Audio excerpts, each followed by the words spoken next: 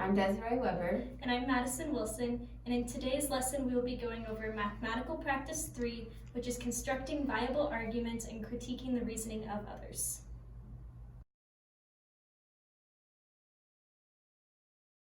In the first practice problem, we will be completing the number bond. So one of our parts is 5, and our whole is 11. You are going to be finding the other missing part. Please explain your answer.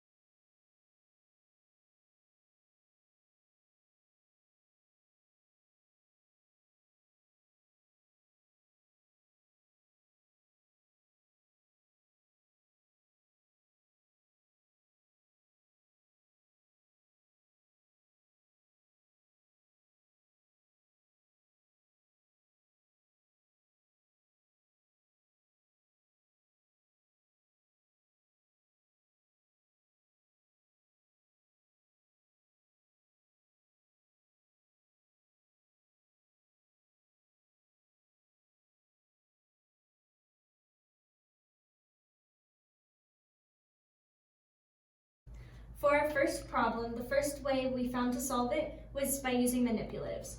So the students could start with 5 blocks and then count on to 11, adding a block until they reach that number, then going back and counting how many blocks they added on.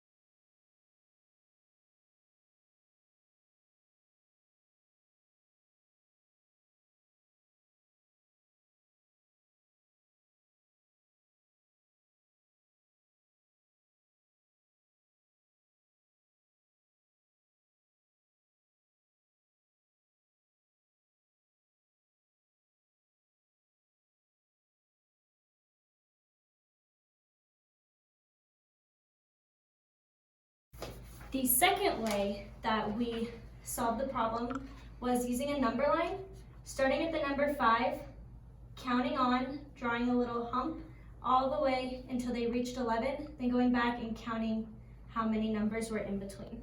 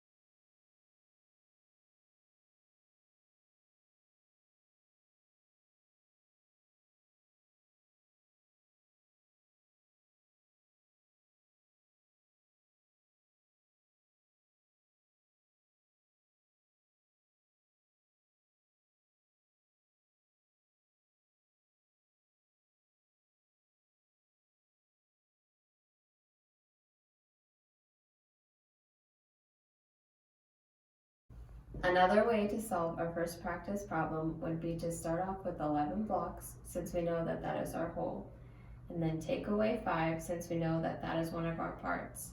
After you take away 5, you count the remaining blocks left, which would be 6, which is our missing part.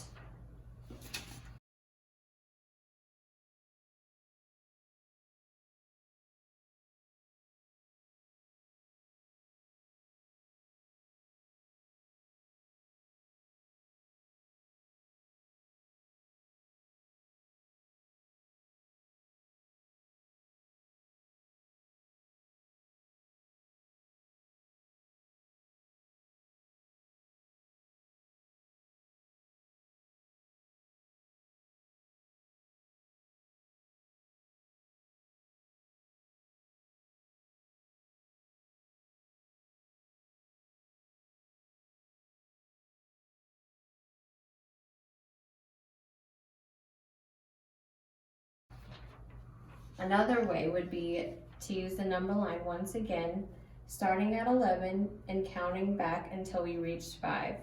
Once you reach 5, then you count the humps, and there should be 6 humps.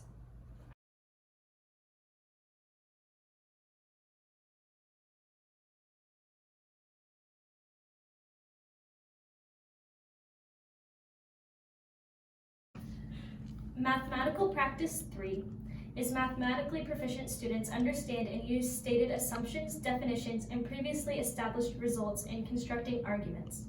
They make conjectures and build a logical progression of statements to explore the truth of their conjectures.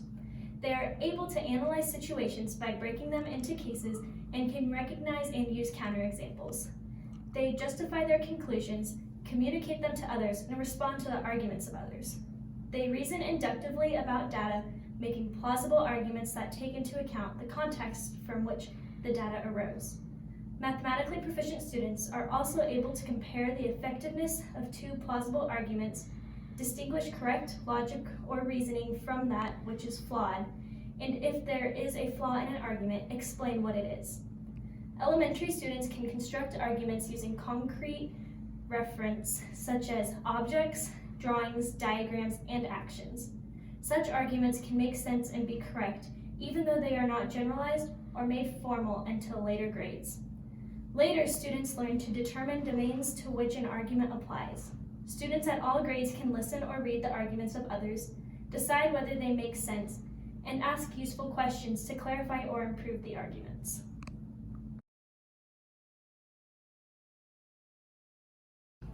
So in our second practice problem, our word problem is, Sarah baked 12 chocolate chip cookies and 10 sugar cookies. How many cookies did Sarah bake in total?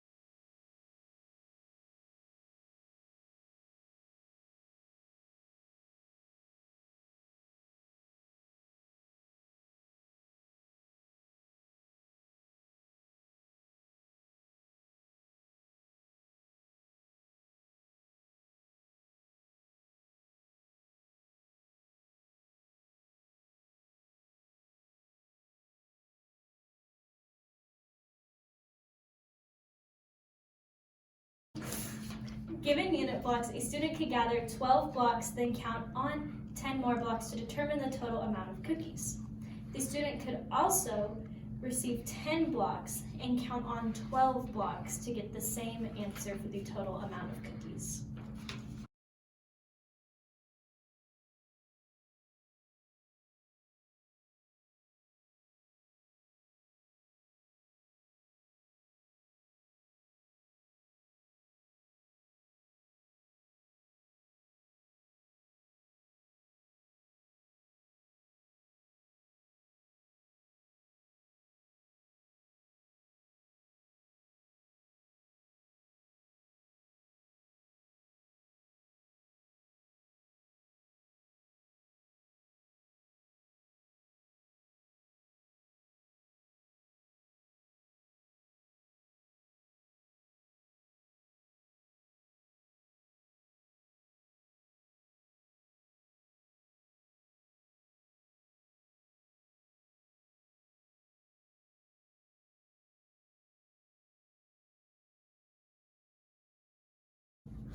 Students can solve the word problem also by making a number line.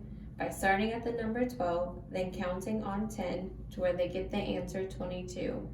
Or another option would be to start at 10 and count on 12 where they get the same answer of 22.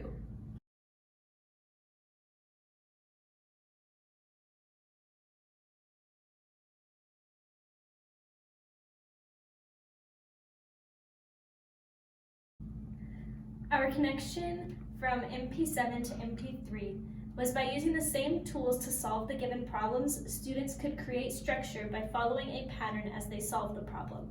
In our practice problems, students worked through 2 different hands-on methods to solve different problems. Students will begin to see 11 as 5 plus 6 and 22 as 12 plus 10. In the 5 plus 6 equals 11 problem, students solved for the missing value 6. They could look at it as 5 and a number will get them to 11, or as 11 take away 5, leaving them with that same number.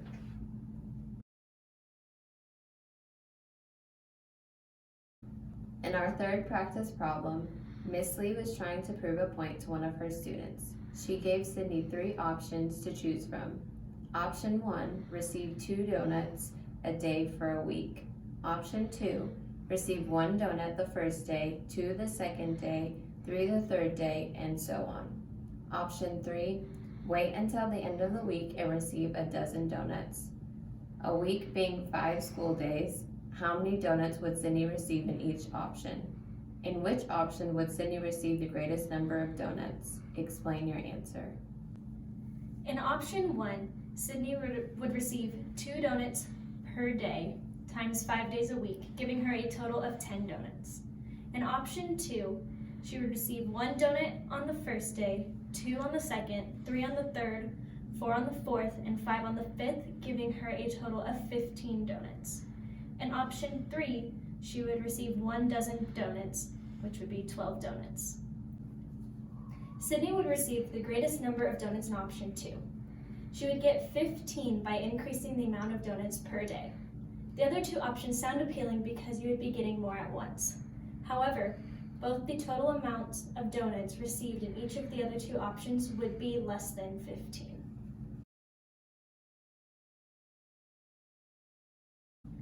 In our lesson preparation, students will be able to provide evidence to support their answers.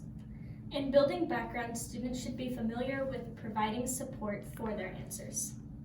In comprehensible input, students will follow the I do, we do, you do method when solving the problems.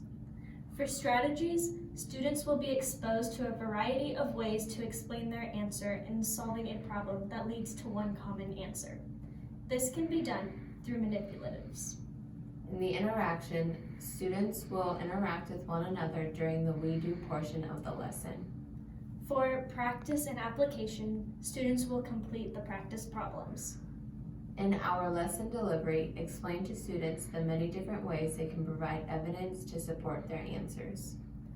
For the review and assessment, getting the you do portion of the problem checked by the teacher before leaving class.